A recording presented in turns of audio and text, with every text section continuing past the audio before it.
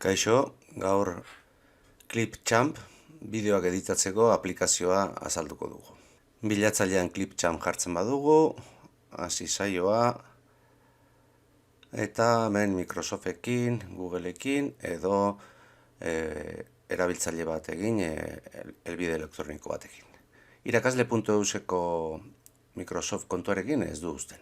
Behin sartuta, aplikazio Microsoftena da, daukaguna da, hemen txantilloi batzu dauzkagu, eta hemen dauzkat lehen egindakoak. Ni hasieratik hasiko naiz, hemen txantilloiak ere badauzkazue, pila bat, eta erabili ditzakezue. Baina ni zerotik hasiko naiz. Emango diot, sortu bideo bat. Ados, hemen atal ezberdinak ikusten dituzue, hemen bideoak ikusteko, hemen denbora lerroa, hemen multimedia igotzeko, bideoak, audioak, irudiak igo ditzakegu, eta hemen hainbat tresna. Eta hemen baita ere ikusiko dugu, gero ikusiko ditugu aukera hauek.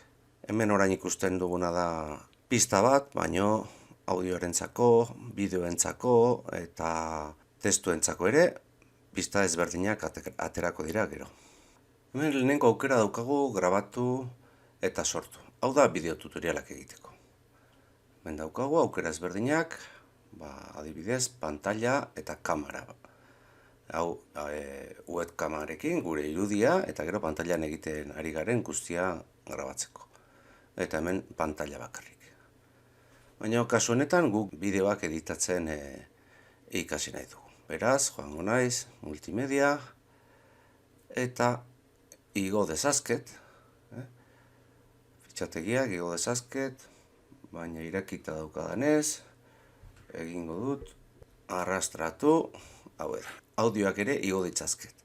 Baina hemen berak audio libre pila badauzka, orduan merezi du erabiltzea horiek. Bideo fitxategiak eta irudiak hemen dauzkadala, hasiko naiz, argazki hau ekarriko dut, arrastratuz edo plus imanez, ona ekartzen. Argazki honi hainbat kontu egin genezake.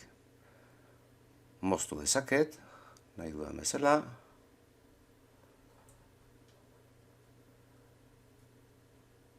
Pantalla osoran jarri dezaket. Irauli ere, baita ere, agertu pixkanaka. Hemen sarreran eta bukaeran nahi badugu horrelako difuminatu moduan egitea. Gero irudiekin, argazkiekin edo bideoekin aukera ezberdinak dauzkagu. Orain gehituko dut bideo bat. Gehitu, ikusten duzue, gainean jarri zaidala. Hau, txikiagotu ere egin ezake, edo zehaztasun gehiagoz lan egiteko, handiagotu.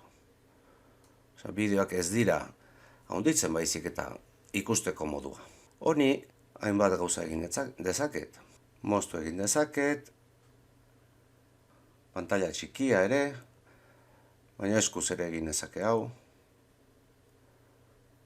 Desegin emango diot, eta listo. Aukera duta daukadala, hemen hainbat kontu agertzen zaizkit. Audioa hunditu dezaket, edo baita ere egin dezaket bideo honek daukan irudia eta audioa ezberdin du. Eta audioa deskargatzeko aukera ematen ditere. Baina hemen ikusten duzu daukadala audioa. Audioaren volumena txikitu dezaket, esan dudan bezala, edo kendu ere. Nik kendu nahi badut, zakarrontzia eta audiorik gabe. Gauza gehiago. Iragaziak. Hainbat tonalitate eman dezaket. Hemen ikusten dituzuen ikurtxo honek esan nahi du ordaintzekoa direla. Beraz, hau ez dugu erabiliko. Hainbat efektu daude ere, hemen pantalla berdea ere dago, hau kroma da, gaur ez dugu erabiliko, baina beste bideo batetan azalduta daukat kroma nola egin. Doitu koloreak. Hemen ere kolore ezberdinak eman dezaket. Daukan beste gauza bada gardentasuna. Nik gardentasuna ematen badiot, ikusiko da atzeko aldea. Ikusten duzu, bi bideo nahaztu dezazketela. kasu honetan ari naiz argazki bat eta bideo. Berrezarri emango diot, lehen bezala usteko, baina efektu politak sortu daitezke. Oso artistikoak. Berrezarri emango diot, eta hau jarriko dut honela. Nik bideo honi moztu dezaket. Ez du esan nahi nik berriro zabaltzen badut lehengua gelditzen zait. Mozteko beste aukera bat ere badago. Zati hau moztu nahi badiot, kokatzen dut lerroa hemen, eta goraitzak. Eta hau, zakarrontzira. Hemen ikusten duzu ateratzen zaidala zakarrontzia. Zakarrontzia hau da tartea ezabatzeko. Bueno, beste kontu bat. Transizioak. Hemen daude transizioak. Bi hauen artean nik jarri dezaket, adibidez, emango diot, hauxe. Ekarriko dut, ona. Edo bestela baita ere, begira, plus honi ematen badiot, benateran zaizki transizio guztiak, eta nahi dudana jarri dezaket. Bideo aukera duta daukadala, abiadura ere aldatu dezaket. Batean dago, normal, baina motelago, edo azkarrago jarri dezaket. Ikusten duzue, denbora lerroan txikitu egin dela, azkarrago dolako. Hemen ikusten duzuen laukitxo proportzioa da. Nik proportzio guzti hauetan jarri dezaket. Mobilerako, luzeago, nik utziko dut hemen. Gauza gehiago. Edukien liburutegia. Hemen gauza asko dauzkat. Hemen aukeratu dezaket, audioak, audio guztiak, daude musikak,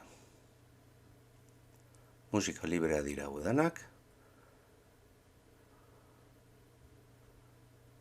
adibidez, sartuko diot,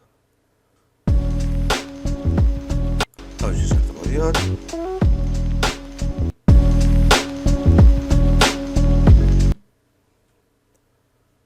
egingo dudana da, moztu, horrela utziko dut. Audioetan efektuak ere badaude. Efekture sartu nahi badiot, hainbat efektu daude. Gehienak ordaintzikoa dira, baina egon badaude. Gauza gehiago. Hemen ikurrak.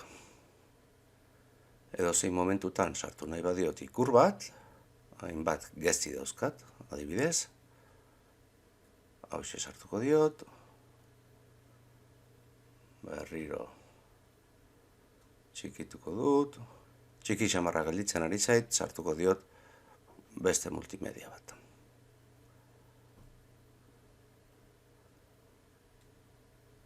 Horrela. Ikurra hemen.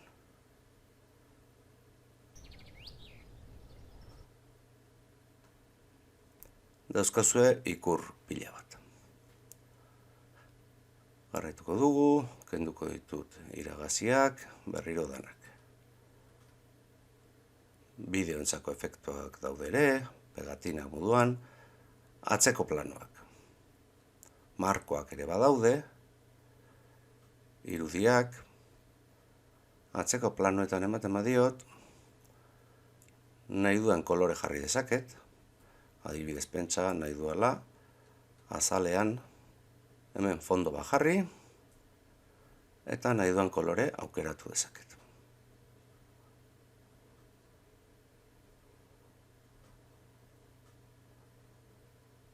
Joaten manaiz. Hau aukera duta daukadala, koloreak, eta hemen aukeratu dezaket nahi dudana. Beti aukera duta daukadala, hemen agertzen zaizkit, aukera duta daukadan elementu horrekin zer egin dezakedan. Aukera ezberdinak. Edo beste atzeko plano batzuk ere sartu dezazket. Testurak, degradatuak, beste hautapen batzuk, ikusten duzue, hemen dauzkadala, pila bat. Hau kenduko dut, eta hau azal bezala, erabili dezaket. Berriro, hau ezabatuko dut, eta nik nahi dut, holako degradatu bat. Eta honi, eman dezaket transparentzia bat ere. Joaten naiz aukera duta daukodala, doikuntzak, gardentasuna ematen badiot, ikusten duzue nola gelditzen zaidan. Bale, irudia sartu ditut, soinu ere, eta azalerako fondoa. Orain testoa sartuko diot.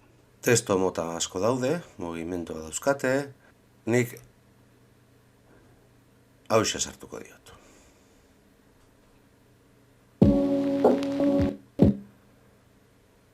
Testoa aldatzeko, hemen eskuinera joango naiz, eta aukeratuta daukadala testoa. Aldatuko dut.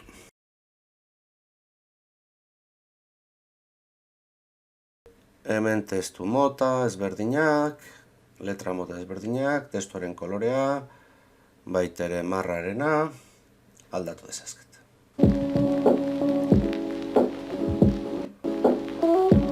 Eta listo, bukatuta daukadanean, deskargatu egin behar dut. Tamaina, handia, tartekoa, nik handia esango diot, eta ja deskargatzen hasten da. Nahi izan ezkero, drivera edo on-drivera eramain daitik ere. Gorde, eta ja, nire bideoa MP4an gordeta daukat. Eta hemen ere, eukiko dut, editatzen jarraitzeko aldaketaren bat egin nahi badut. Besterik gabe oso erabilgarria da, edozein ordenadoretan navegatzaile batekin erabili daiteke. Ez dago instalatu beharrik ezer ordenadorean. Bueno, hurrengora arte.